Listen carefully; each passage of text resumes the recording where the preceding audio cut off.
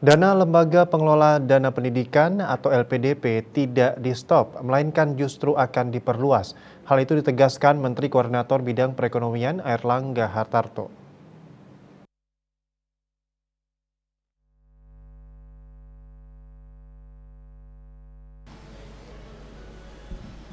Rencananya, LPDP akan dilibatkan dalam program Kartu Prakerja agar tidak hanya menjalankan program pendidikan namun juga program pelatihan bagi masyarakat. LPDP tidak di-stop, hanya LPDP akan diperluas karena Indonesia ini butuh selain pendidikan, butuh juga pelatihan. Jadi pelatihannya dilibatkan dengan LPDP dan dilakukan revisi.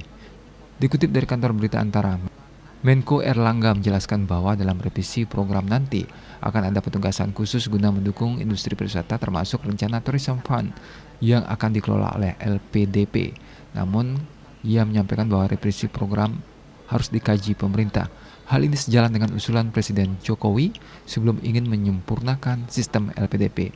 Bahkan Jokowi sempat menyebut ingin penerima beasiswa LPDP ditambah untuk periode selanjutnya. Oleh sebab itu, Airlangga juga mengungkapkan pilihan lain agar dana LPDP dialihkan ke dalam dana abadi sektor pariwisata.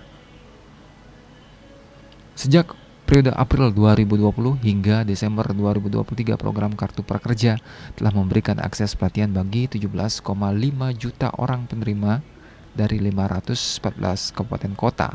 Dari statistik tampak bahwa 40% peserta prakerja sudah kerja, 60% menganggur. Ketika disurvei dalam periode berjalan, hal ini dilacak terus, tapi dalam waktu 1 tahun sebanyak 30% sudah bekerja. Dari yang sudah bekerja ini 50% jadi wirausahawan, sementara 50% menjadi karyawan. Bali Pos melaporkan.